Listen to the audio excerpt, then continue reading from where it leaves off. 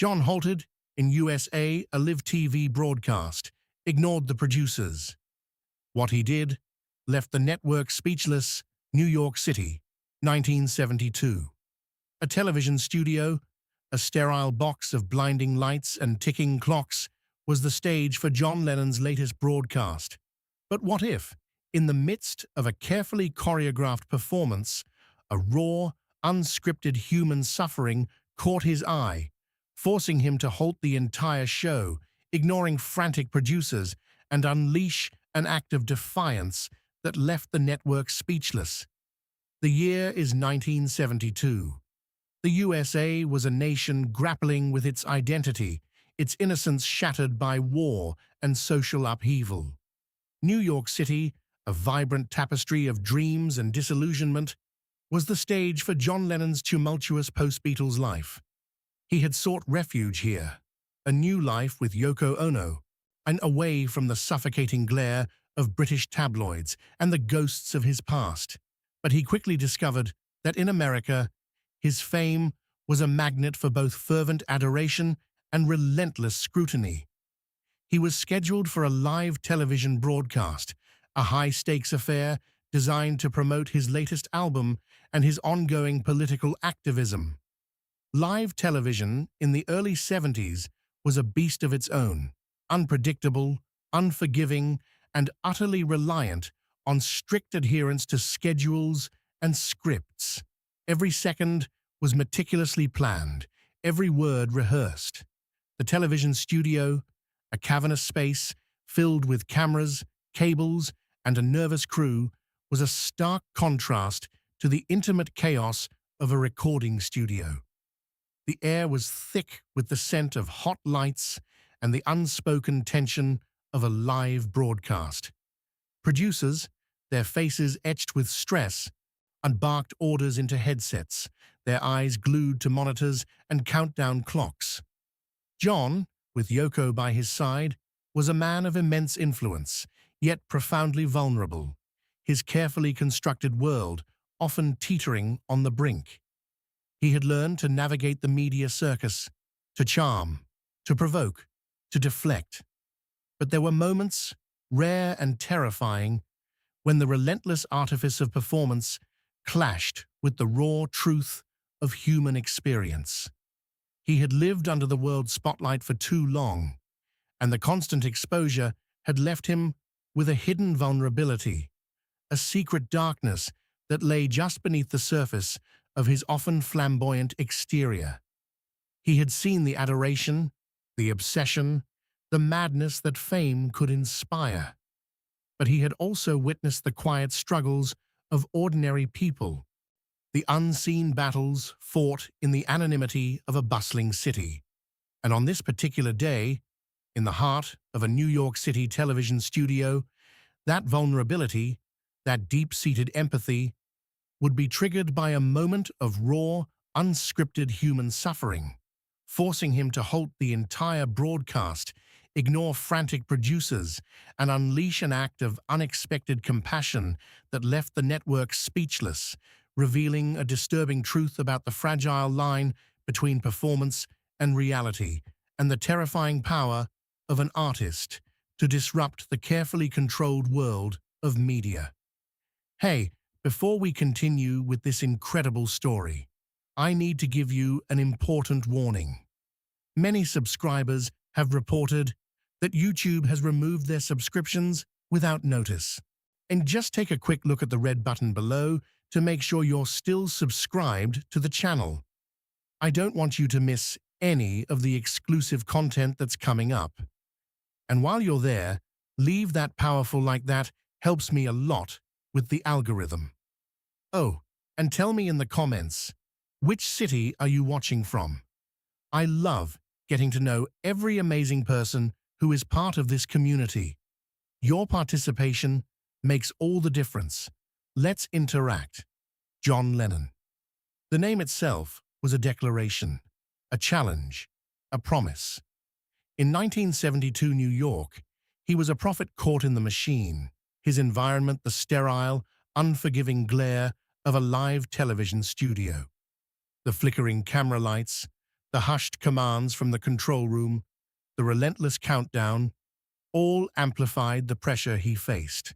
And he was a man constantly battling the shadow of his own legend, striving to forge a new identity while tethered to an inescapable past. He sat beside Yoko, her presence a constant source of both strength and controversy. His iconic round glasses, often pushed up on his forehead, revealed eyes that held a deep, almost desperate yearning for something he couldn't quite grasp. He moved with a restless energy, a rock and roll shaman commanding his congregation. Yet beneath the bravado, a profound weariness lingered. His days were a blur of interviews, recording sessions, and the constant pressure to deliver, to prove himself worthy of the legend that preceded him. He'd arrive at these television appearances, a solitary figure amidst the entourage, ready to engage, to provoke, to perform. But even in the supposed sanctuary of his wit, a subtle unease lingered, a feeling that the past was never truly past, that the shadows of his life could at any moment materialize. He was a man who had lived under the world's spotlight for too long, and the constant exposure had left him with a hidden vulnerability, a secret darkness that lay just beneath the surface of his often flamboyant exterior. He had seen the adoration, the obsession, the madness that fame could inspire, but he had also witnessed the quiet struggles of ordinary people, the unseen battles fought in the anonymity of a bustling city. And on this particular day, in the heart of a New York City television studio, that vulnerability was about to be brutally exposed, triggered by a moment of raw, unscripted human suffering, forcing him to halt the entire broadcast, ignore frantic producers, and unleash an act of unexpected compassion that left the network speechless. The live broadcast was in full swing. John had just finished a powerful rendition of Imagine, his voice echoing through millions of living rooms across America. The applause from the small studio audience was enthusiastic, the cameras panning across his thoughtful, intense face. The show was running smoothly, precisely on schedule. As the host prepared to introduce the next segment, a brief, almost imperceptible moment occurred. A stagehand, a young man barely out of his teens, was moving a piece of equipment off-camera. He stumbled, and a heavy stage light, precariously balanced, began to tip.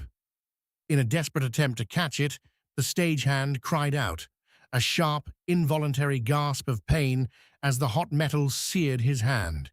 It was a fleeting incident, designed to be invisible to the cameras, a minor backstage mishap. The producers, in their control booth, were already barking orders to keep the cameras focused on John, to maintain the illusion of seamless television. The host, a seasoned professional, was already launching into his next lines, oblivious to the small drama unfolding just out of frame. But John Lennon, ever the observer, ever attuned to the nuances of human experience, saw it. He saw the young man's face contort in pain, the quick, desperate grab, the immediate recoil. He saw the genuine, unscripted suffering, a stark contrast to the polished performance he was delivering. It was a raw, visceral moment that cut through the artifice of the studio, piercing his carefully constructed shield. A flicker of something primal crossed John's face. A memory, perhaps, and of his own working-class roots, of the unseen labor that made the spectacle possible. A sudden, undeniable empathy for the anonymous worker, whose pain was deemed irrelevant to the grand machinery of television. The cameras continued to roll. The host continued to speak. But John's gaze was fixed, his mind no longer on the script, no longer on the performance. A silent, internal conflict raged within him, a battle between the demands of the show and the undeniable call of human compassion. The stagehand, clutching his burned hand, tried to disappear into the shadows, but it was too late. John had seen him, and in that moment, the carefully controlled world of live television was about to be irrevocably disrupted. The host, oblivious, turned to John, ready to ask a question about his political views. "John, your recent activism has certainly stirred the pot." But John didn't respond.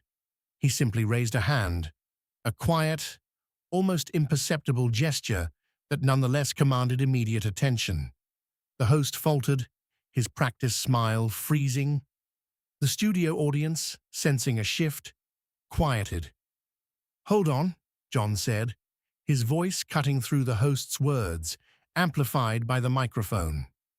His eyes were still fixed on the young stagehand, who was now trying to discreetly wrap his hand in a piece of cloth, his face pale with pain. In the control booth, pandemonium erupted. "What's he doing?" Cut to commercial.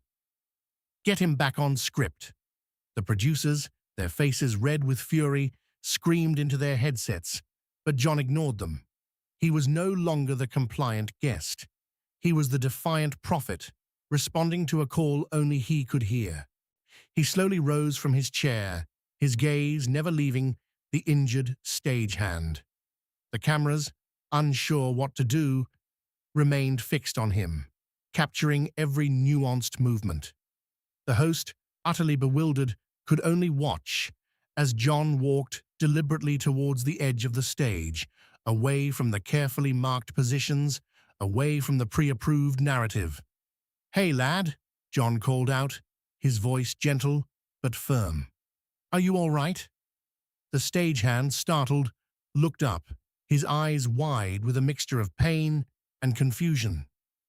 Yes, Mr. Lennon, just a little burn." "A little burn?" John scoffed, his voice now tinged with a familiar Liverpudlian edge. "That looked like more than a little burn, mate. Let's have a look." He reached the young man, gently taking his hand. The camera zoomed in, capturing the raw red skin, the forming blister. The producers were screaming now, their voices crackling through the earpieces of the crew, demanding that John return to his mark, that the show continue. But John, utterly focused, simply ignored them. He was no longer performing, he was simply being human. The live broadcast, millions watching, had come to an unscripted, unprecedented halt, all for a nameless stagehand and a moment of raw, undeniable pain. The tension in the studio was palpable, a fragile line between performance and reality irrevocably blurred. The studio was a frozen tableau. The cameras, against the frantic orders of the producers, remained fixed on John Lennon, who was now gently examining the stagehand's burned hand. The host stood awkwardly, speechless. The studio audience watched in stunned silence, captivated by the raw, unscripted drama unfolding before them. In the control booth, the producers were in a state of near apoplexy. Go to black. Cut to a rerun. Anything. But the director, a veteran who had seen countless celebrity tantrums, found himself strangely compelled. He kept the cameras rolling, a silent defiance against the network's demands. He sensed a moment of profound, unsettling truth, a story far more compelling than any pre-planned segment. John, his face etched with genuine concern, looked up at the stagehand. "This needs proper attention, mate, not just a bit of cloth." He then turned his gaze directly into the main camera, his eyes piercing, his voice carrying a quiet authority that silenced even the crackling headsets of the producers. "Look," he said, addressing the millions watching at home, "we've got a lad here who's hurt himself trying to make this show happen. And I'm not going to stand here and sing another bloody song while he's in pain." He then turned back to the stagehand. "What's your name, son?" "Jimmy," the young man whispered, overwhelmed. "Right, Jimmy," John said, a rare, gentle smile touching his lips.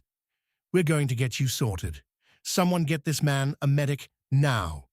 He then looked pointedly at the host, then at the crew, his message clear. The climax had arrived, not in a crescendo of music or a dramatic confrontation, but in a moment of profound, agonizing vulnerability and unexpected compassion. John Lennon, the defiant prophet, had been stripped bare, his deepest empathy exposed for all to see. The psychological toll of fame, the corrosive nature of constant scrutiny, and the haunting specter of his own past struggles had materialized in that sterile television studio. You're leaving an entire network speechless, caught in the grip of a shared, unsettling understanding. The producers, utterly defeated, finally cut to a commercial. But the damage was done. Millions had witnessed the unscripted moment, the raw human connection that transcended the carefully controlled world of media. John Lennon had halted a live TV broadcast, ignored the frantic producers, and in doing so, had delivered a message far more powerful than any song or political statement, leaving the network speechless and exposing the raw, unsettling truth of human connection. The commercial break that followed John Lennon's impromptu halt was the longest, most chaotic in the network's history. Producers screamed, executives panicked, but the image of John kneeling beside a nameless stagehand had already been seared into the collective consciousness of millions. When the broadcast finally resumed, it was with a palpable sense of unease. The carefully constructed illusion of seamless television irrevocably shattered. John, though he finished the show with his usual bravado, carried a new weight. The act of simple compassion, far from the glare of the stage, had resonated deeply within him. It was a moment of profound connection, a reminder of his own humanity, a brief respite from the isolating demands of fame. He became even more observant, more attuned to the quiet struggles around him, his eyes constantly scanning the periphery, convinced that the shadows held more than just darkness. The music he created in the aftermath carried a new depth of introspection, had a haunting quality that spoke of unseen struggles and unresolved anxieties. The young stagehand, Jimmy, was quickly attended to by medics. His burn was treated, and he was sent home, bewildered but deeply touched by John Lennon's unexpected intervention. He never forgot that moment. The unexpected kindness from a global icon, a gesture that restored his dignity and reminded him that even in the impersonal machinery of television, humanity could prevail. The network, initially furious, found itself in an unprecedented situation. The phones lit up, not with complaints, but with calls of support for John, for his act of compassion. The incident, though a breach of protocol, had resonated with the public in a way no planned segment ever could. It became a whispered legend within the industry and a cautionary tale about the unpredictable power of a true artist. The transformation within John was stark. The defiant prophet now carried a new understanding of the insidious nature of media control. He had challenged the system, but in that moment, he had also been challenged by his own empathy, forced to confront a wound that had never truly healed. The live broadcast, once a routine event, had become a chilling reminder that even the greatest artists, the most defiant prophets, harbor secret pains that can, at any moment, shatter their carefully constructed worlds, leaving an indelible scar on those who witnessed it. The live TV broadcast of 1972, though a mere footnote in the vast history of John Lennon, forever carried the unspoken shadow of his defiant halt. The unexpected act of compassion, the stunned silence of the network, and the lingering ripple of human connection remained an unsettling enigma. The young stagehand's quiet suffering and John's primal response left behind only speculation and a profound sense of unease. John, though he continued to make music and eventually found a period of domestic peace, was irrevocably changed. The incident had exposed a deep psychological wound, a secret darkness that lingered beneath the surface of his often flamboyant exterior. He became even more guarded, more wary, his eyes constantly scanning the periphery, convinced that the shadows held more than just darkness. The music he created in the aftermath carried a new depth of introspection, a haunting quality that spoke of unseen threats and unresolved anxieties. The story leaves us with a chilling question. What happens when the relentless demands of media control force even the most iconic artists to confront their deepest, unspoken empathy in public? What is the true psychological toll of fame? And how much can a human psyche endure before it breaks, revealing a capacity for compassion that leaves even the most hardened observers speechless? It forces us to confront the uncomfortable truth that even our heroes, our icons, harbor hidden depths, and that the line between light and shadow is often far more blurred than we dare to imagine. New York City still hums with the energy of ambition and dreams, its streets echoing with the ghosts of legends. But for those who know the story, the sterile television studios carry a different kind of resonance.